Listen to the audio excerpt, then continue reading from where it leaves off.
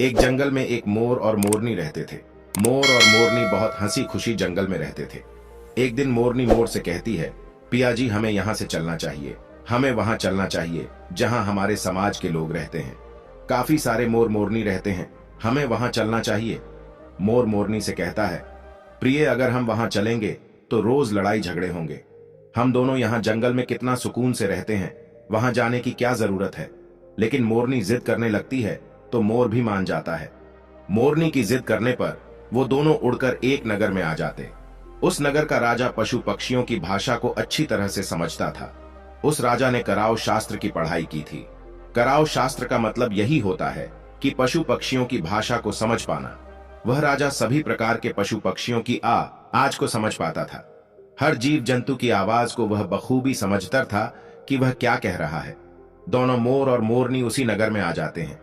एक दिन की बात है, राजा अपनी रानी से कहता है कि हे रानी, मुझे बहुत तगड़ी भूख लगी है, आप मुझे भोजन खिला दीजिए। राजा की रानी 36 प्रकार के भोजन बना करके एक हाथ में पानी का लोटा और दूसरे हाथ में खाने की थाली लेकर राजा के पास पहुंचती है। रानी जैसे ही भोजन का थाली राजा के सामने रखती है तो एक चावल का टुकड़ा नीचे गिर जाता है। वहीं पर कुछ चींटियां घूम रही थीं। तभी एक चींटी चावल के टुकड़े लेकर वहां से जाने लगती है। राजा बैठा सब घटना को देख रहा था। उस चींटी के पास में तुरंत ही एक बड़ा चींटा आता है और वह चींटा उस चींटी से कहता है, हे प्रिय, यह चावल का टुकड़ा मुझे दे दीजिए और तुम वापस जाओ और उस राजा की थाली से दूसरा चावल का टुकड़ा लेकर आओ। उनकी बातों को राजा पूरी तरह से सुन रहा था, क्योंकि राजा हर जानवर, पशु और पंछी की भाषा को समझ सकता था। तो राजा वहीं बैठा रहा था जब चींटा चींटी से यह बात कह रहा है कि नहीं, मैं नहीं जाऊंगी। अगर यह बात राजा को पता चल जाएगी तो राजा मुझे मार देगा। फिर चींटा चींटी से कहता है कि तुम जाओ, राजा को नहीं पता चलेगा।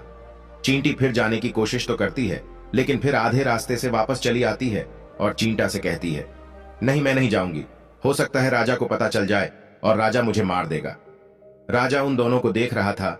चींटा को इस बात का भान हो जाता है कि राजा हमारी बात को समझ रहा है। चींटा फिर चींटी से कहता है, देखो, लगता है राजा हमारी बात को समझ रहा है। राजा ने हमारी बातों को सुन लिया है, इसीलिए वो हमें ही देख रहा है। चींटा चींटी से कहता है, अगर राजा ने हमारी बातों को सुन लिया है और राजा किसी और को बताया तो उसी समय पत्थर का बन जाएगा। राजा चींटा और चींटी की बात को बखूबी सुन लेता है और समझ लेता है। राजा इस बात को सुनकर हंसने लगता है। जैसे ही राजा को हंसी आने लगती है, राजा की रानी रसोई से बाहर आती है। वह जैसे ही रसोई से बाहर निकलती है, राजा उसे हंसते हुए दिखाई देता है। रानी राजा को हंसते हुए देखकर सोचने लगती हैं कि शायद मुझसे कोई गलती हुई है, इसीलिए राजा साहब हंस रहे हैं। रानी राजा के पास आती है और कहती है, हे महाराज, क्या मुझसे कोई पाप हुआ है? क्या मुझसे कोई गलती हुई है कि आप इतनी जोर से हंस रहे हैं? राजा रानी से कहता है, नहीं, ऐसी कोई बात नहीं है, मुझे बस यूं ही हंसी आ गई। रानी जिद करने लगती है और कहती है, आपको मुझे बताना पड़ेगा कि आप क्यों हंस रहे थे। राजा बार बार मना करता है, क्योंकि राजा को पता था कि चींटी ने कहा है कि अगर मैं चींटी वाली बात किसी को बताऊंगा तो मैं पत्थर का बन जाऊंगा। इसीलिए राजा रानी को यह बात नहीं बताना चाहता था। लेकिन रानी बार बार जिद करती है और कहती है, आपको मुझे बताना ही पड़ेगा कि आप क्यों हंस रहे थे। अगर आप मुझसे सच्चा प्रेम करते हैं, अगर आप मुझे अपना समझते हैं, तो आपको यह बताना पड़ेगा कि आप क्यों हंस रहे थे। राजा अब धर्म संकट में पड़ गया है। राजा सोचता है, अगर मैं ये बात रानी को बताऊंगा तो मैं पत्थर का बन जाऊंगा, और फिर सोचता है, अगर मैं नहीं बताऊंगा तो रानी का विश्वास खत्म हो जाएगा। रानी बहुत जिद करने लगती है। कहते हैं ना कि प्रिया हठ और बाल हठ बहुत तगड़ी होती है। इन दोनों हठ से हमेशा बच करके रहना चाहिए। रानी के प्रिया हठ के सामने राजा को झुकना पड़ता है और राजा रानी से कहता है, ठीक है, अगर मैं आपको बताऊंगा तो बाद में आपको पछताना पड़ेगा। रानी कहती है कि अभी तो आप कह रहे थे कि कोई बात नहीं है, अभी आप कह रहे हैं कि मुझे पछताना पड़ेगा। रानी कहती है कि जरूर कोई तगड़ी बात है, और रानी और ज्यादा जिद करने लगती है। तब राजा कहता है कि तब ठीक है, अगर आप नहीं मान रही है तो चलिए मैं किसी जंगल में आपको एक बात बताऊंगा। राजा रानी रथ पर सवार होकर के जंगल के लिए निकल जाते हैं। जैसे वो घोर जंगल में पहुंच जाते हैं, तब राजा सारी बात रानी को सुनाने लगता है। जैसे ही राजा थोड़ी थोड़ी बात रानी को सुनाते गया, वैसे वैसे वो भी धीरे धीरे पत्थर का बनता गया। जैसे राजा ने आधी बात रानी को सुनाई, वो भी आधा पत्थर का हो गया। राजा फिर रानी से कहता है, हे रानी, मैं धीरे धीरे पत्थर का बनता जा रहा हूं, तुम बाद में बहुत पछताओगी। रानी कहती है, हे राजा साहब, हे महाराज, थोड़ी सी बात बची है, आप उसे भी सुना दीजिए। राजा पूरी बात बता देता है और राजा पूरा पत्थर का बन जाता है। रानी की इस जिद के कारण राजा पूरा पत्थर का बन जाता है। रानी रोने लगती है और रानी उस पत्थर को हिलाने की कोशिश करती है, लेकिन भारी भरकम पत्थर कैसे हिल पाती, क्योंकि राजा बहुत ही भारी था। राजा पत्थर का बन जाता है और उधर रानी सर पटक कर रोती है, छाती पीटती है, विलाप करती है और किसी जीव जंतु से सहायता के लिए गुहार करती है। इन सब कहानी को मोर और मोरनी बखूबी देख रहे थे, अपनी आंखों से देख रहे थे। रानी के विलाप को देखकर मोर मोरनी को दया आ जाती है। मोर मोरनी से कहता है, ये होता है प्रिय हट। अपनी इसी प्रिय हट की वजह से हम उस जंगल में कितना खुशी खुशी रहे थे और यहां चले आए। मोरनी मोर से कहती हैं कि प्रिय, ये रानी बहुत दुखी हो रही है, हमें इसकी सहायता जरूर करनी चाहिए। यह इतना विलाप कर रही है, इसकी ज्यादा तो सहायता हम नहीं कर सकते, लेकिन कम से कम इसको धीरज तो दे ही सकते हैं, यानी उसको विश्वास तो हम दिला ही सकते हैं। यही सोचकर मोर और मोरनी उस रानी के पास जाते हैं और जाकर के रानी से कहते हैं कि रानी साहिबा, जो हुआ वो तो गलत हुआ, लेकिन आप जरा धीरज रखिए, अपने आप को थोड़ा संभालिए, आपके पीछे पूरा राज्य है। राजा तो पत्थर का हो चुका है, अब आपको आपके राज्य का कारोबार आपको ही संभालना है। रानी मोर मोरनी की बात सुनने के बाद कहती है, भाई मोर मोरनी, मैं अपने आप को कैसे संभालूं, क्योंकि अब तो मेरा संसार ही उजड़ गया, क्योंकि मेरा पति परमेश्वर पत्थर का बन चुका है, और मैं क्या करूं। रानी की यह बात सुनते ही उधर मोरनी के मुख से यह निकल जाता है, राजा पत्थर के कैसे हो गए? राजा तो इंसान थे, अच्छे भले थे, लेकिन ये पत्थर के कैसे हो गए? रानी वही बात बताने लगती है जो राजा ने चींटी वाली बात रानी को बताई थी। रानी वही बात मोर और मोरनी को बताने लगती है और रानी भी धीरे धीरे करके पत्थर की बन जाती है। और जब रानी पत्थर की हो जाती है और राजा तो पत्थर का हो ही चुका था, जब दोनों पत्थर के हो जाते हैं, उधर मोर मोरनी को चिंता सताने लगती है। उधर मोर और मोरनी बहुत दुखी हो जाते हैं। मोर मोरनी को यह चिंता सताने लगती है कि यह विपत्ति हमारे ऊपर भी आ सकती है, क्योंकि राजा भी उसी चींटी वाली बात से पत्थर का हो चुका है और रानी भी उसी चींटी वाली बात से पत्थर की हो चुकी है। मोर मोरनी से कहता है, हम पर भी खतरा मंडरा रहा है, क्योंकि तुम स्त्रियों से कोई भी बात छिपती नहीं है। मोरनी मोर से कहती है, पिया जी, यहां से हम दूर चले क्या? मोर मोरनी से कहता है, हे बेवकूफ, दूर जाने से क्या फायदा है? यह संकट तो धरती के किसी भी कोने में हमारा पीछा नहीं छोड़ेगा। यह खतरा तो हमेशा हमारे ऊपर मंडराते रहेगा।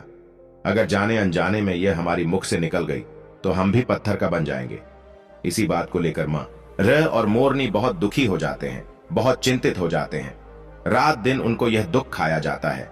यह सोचकर वे ना भोजन करते हैं और ना चैन से सोते। बस रात दिन उनको यही दुख सताती है, यही टेंशन रहती है कि ये बात उनके मुख से निकल ना जाए। यदि हमारे मुख से ये बात भूल कर भी निकल गई तो दोनों पति पत्नी पत्थर के बन जाएंगे। यही सोचकर मोर ने दिमाग लगाया कि यदि मैं सारी चींटियों को खत्म कर दूं तो यह सब खत्म हो सकता है, क्योंकि यह करा धरा तो चींटियों का है। मोर मोरनी से कहता है, प्रिय, अगर हम सृष्टि से सारी चींटियों को खत्म कर दें तो चींटियों का संकट समाप्त हो जाएगा। और मोर मोरनी इस बात से राजी हो जाते हैं और सभी चींटियों को मारकर खाना शुरू कर देते हैं। मोर और मोरनी का इतना आतंक हो गया था कि सभी चींटियां डर के मारे और बिल खोद करके धरती के अंदर जाकर छिप गई। मोर और मोरनी ऐसी निगरानी रखते हैं कि उन्हें जहां भी चींटी दिखती है तुरंत दबोच लेते हैं। कोई भी चींटी मोर और मोरनी के इस आतंक के वजह से बाहर ही नहीं आती थी। सभी चींटियों ने जमीन के अंदर अपना बिल बना दिया और जमीन के अंदर ही जाकर बैठ जाती। काफी समय बीतने के बाद चींटियों को भूख सताने लगी, क्योंकि भोजन तो बिल में मिलता नहीं, भोजन तो बाहर मिलता है। जैसे ही भोजन लेने के लिए चींटी बाहर आती, मोर उसे दबोच लेता है और उसे जान से मार देता। एक चींटी और एक चींटा बिल के अंदर भोजन के लिए तड़पते हुए श्री हरि विष्णु का जोरदार भजन करने लगे। भक्ति करते करते उन्हें यह भी मालूम नहीं था कि वह कहां है कहां नहीं है। वे घोर तपस्या में लीन हो गए। अंत में जाकर श्री हरि विष्णु उन्हें दर्शन देते हैं और भगवान विष्णु कहते हैं, चींटी, चिंटा, जो तुम्हें मांगना है मांग सकते हो, हम तुम्हारी भक्ति से प्रसन्न हैं। क्योंकि चिंटा और चींटी ने निरंतर भक्ति की थी, ना ही कोई जल ग्रहण किया, ना ही अन्न। इसलिए भगवान विष्णु बहुत जल्दी प्रसन्न हो गए और आकर कहने लगे, जो तुम्हें मांगना है मांग सकते हो, हम तुम्हारी भक्ति से बहुत प्रसन्न हैं। उधर चिंटा और चींटी ना जाने कितने दिनों से भूखे और प्यासे थे। दोनों एक ही बात कहते हैं, हे प्रभु, अगर आप हमें वर देना चाहते हैं तो हमारे पेट में गांठ लगा दीजिए। उन्होंने सोचा, अगर हमारा पेट नहीं होगा तो हम बाहर क्यों जाएंगे और मोर मोरनी हमें नहीं खाएंगे, इसीलिए उन्होंने मांगा, हे प्रभु, हमारे पेट में गांठ लगा दीजिए। भगवान विष्णु कहते हैं, तथास्तु, और चींटियों के पेट में गांठ लग जाती है। आज भी उन चींटियों के पेट में गांठ लगी हुई है, चींटियों का पेट नहीं होता। फिर चिंटा और चींटी भगवान विष्णु से कहते हैं, प्रभु, हमारे पेट में तो गांठ लग गई है, लेकिन अभी भी हमें मोर और मोरनी से खतरा है। मोर और मोरनी हमारे इंतजार में अभी भी ऊपर जमीन पर बैठे हैं, और जैसे ही वे लोग हमें देखेंगे वो हमें मार देंगे। भगवान विष्णु मोर से कहते हैं, हे मोर, तुम चींटियों का शिकार करना बंद कर दो। इसमें चींटियों का कोई दोष नहीं है। जो दोषी था वो राजा था, क्योंकि राजा ने कराव शास्त्र की पढ़ाई की थी, इसीलिए वह सभी जीव जंतु की भाषा को समझने में सक्षम था। उसके साथ साथ वो जिन भाषा को समझता था उनका रूप बदलने में भी सक्षम था। पशु पक्षियों का वह रूप धारण किया करता था, और जब वह राजा रूप धारण करता था उन पक्षियों के साथ संभोग भी किया करता था। और जब वह पशु पक्षी गर्भ धारण करते थे तो वह उन्हें छोड़ करके इंसान बन जाता था, और फिर ऐसी पशु पक्षियों पर वह जोर से हंसता था। इसकी ऐसी मूर्खता के कारण ही आज यह राजा पत्थर का बना पड़ा है। मोर कहता है, हे प्रभु, उनकी पत्नी का, उनकी रानी का क्या दोष है? श्री हरि विष्णु कहते हैं कि उनकी पत्नी भी उनके इस पाप में भागीदारी है, क्योंकि उनकी पत्नी अगर उनको रोकती तो वह इतना बड़ा पाप नहीं करता। इसीलिए उनकी रानी भी इस पाप की भागीदारी है, इसलिए आज वो भी पत्थर की बन चुकी है। श्री हरि के समझाने के बाद मोर उनसे कहता है, हे प्रभु, पर इस बात को हम किसी और से कहेंगे जो कि रानी ने हमें सुनाई है, तो क्या हम पत्थर के बन जाएंगे? श्री हरि विष्णु कहते हैं कि तुम्हारा यह श्राप अब समाप्त हो चुका है। तुम्हें किसी से कहने पर कोई फर्क नहीं पड़ेगा। आप किसी से भी कह सकते हैं, तुम्हारे ऊपर से खतरा टल चुका है। मोर और मोरनी बड़े प्रसन्न हो जाते हैं। उनकी खुशी का कोई ठिकाना नहीं था। श्री हरि विष्णु अंतर्ध्यान हो जाते हैं और चले जाते हैं, और इधर मोर मोरनी का खुशी का कोई ठिकाना नहीं था। अगर किसी जानवर को, किसी पशु को खुशी होती है तो वह झूमने लगता है, नाचने लगता है। यही बात मोर के साथ हुआ। मोर को जब यह पता चला कि उनके ऊपर से खतरा टल चुका है तो वो खुशी में नाचने लगा, जोरदार नाचने लगा। उसकी खुशी का कोई ठिकाना नहीं था, वह खुशी के मारे पागल हो रहा था। फिर जैसे ही मोर खुशी के मारे अपने पैरों के नीचे देखता है कि फटे बदसूरत पैर मोर के बने हुए थे, मोर अपने पैरों को दे कर रोने लगता है। मोर सोचने लगता है कि पहले मेरे पैर इतने सुंदर थे, लेकिन आज इतने फटे और गंदे कैसे हैं? मेरा पूरा बदन सुंदर है, लेकिन मेरे पैर इतने फटे और बदसूरत कैसे हैं? मोर के पैरों के फटने का कारण चींटी खाना था, क्योंकि उसने बहुत सारी चींटियां मार मार कर खा गई थीं और मोरनी भी उन्हें खा गई थी, इसीलिए उनके पैर फट गए थे। आज भी कोई इंसान अगर चींटी खाता है तो उसके शरीर में छोटे छोटे दाने पड़ जाते हैं। यदि आप ज्यादा मात्रा में चींटी खाओगे तो आपका बदन भी फटने लगेगा। सांप केंचुली क्यों छोड़ता है? क्योंकि सांप चींटी खाता है और इसीलिए उसके शरीर में फट जाता है, अलग हो जाते हैं। इसी तरह मोर के पैर फट गए थे और वे बदसूरत हो गए थे, इसलिए मोर अपने पैरों को देखकर जोर जोर से रोने लगा। मोरनी मोर को धीरज रखवाती है और कहती है, जो हुआ वो तो हो गया, रोने से क्या होगा? मोर नाचता और जोर जोर से रोता है, इसलिए उसकी आंखों से आंसू की धारा बह रहे थे। मोरनी मोर को धीरज रखवाती है और उसके आंसुओं को नीचे गिरने से रोकती, लेकिन रोक नहीं पाती। मोरनी के हाथ तो है नहीं, लेकिन अपनी चोंच से एक एक आंसू को उठाती और अपने मुख में रखने की कोशिश करती, लेकिन कितना अपने मुख में रखती, सीधे मोरनी के पेट में चले जाते। इस तरीके से हर बार मोरनी मोर के आंसुओं को रोकती और मोर नाचता और खूब जोर जोर से रोता। मोर के आंसुओं को देखकर और मोरनी के प्यार को देखकर भगवान श्री हरि फिर से दर्शन देते हैं और मोरनी को आशीर्वाद देते हैं और कहते हैं कि तुम्हारा प्रेम ऐसे ही सदा बने रहे। इस आशीर्वाद के वजह से, अब इसे आशीर्वाद समझिए या श्राप, इसकी वजह से मोर कभी संभोग नहीं कर पाता, क्योंकि मोर जब नाचता है तो उसकी आंखों से आंसू गिरते हैं और उन आंसुओं को मोरनी चुकती है और उसी आंसुओं के कारण मोरनी गर्भवती हो जाती है। भगवान श्री हरि मोर और मोरनी को आशीर्वाद देते हैं और कहते हैं कि तुम्हारी भक्ति धन्य है और तुम धन्य हो। एक समय ऐसा भी आएगा कि तुम्हारे पंख को मुकुट बनाकर धारण करेंगे। इसलिए कहते हैं श्री कृष्ण के रूप में श्री हरि धरती पर आते हैं तो वह मोर का पंख अपने मुकुट में धारण करते हैं। इस कहानी में बस इतना ही और हम आशा करते हैं कि इस कहानी से आपको बहुत कुछ सीखने को मिला होगा।